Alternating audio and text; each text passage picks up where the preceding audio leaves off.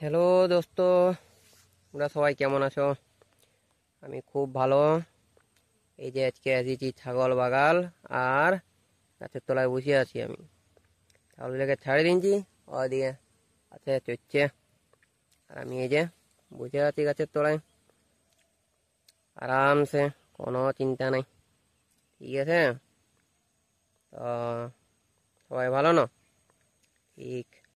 আমি এখন এই ধান ক্ষেতের ধারে ধারে ঘুরে বলছি, যাতে ছাগলগুলা এই ধান ক্ষেত দিকে নাই আসে ধান খাতে।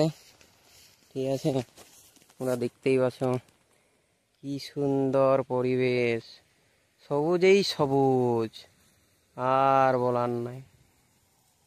এত সুন্দর পরিবেশ, সোনার ফসল ফলেছে। শুধু এখন সবুজ দেখা যায়, আর কিছুদিন পর সোনাই সোনা।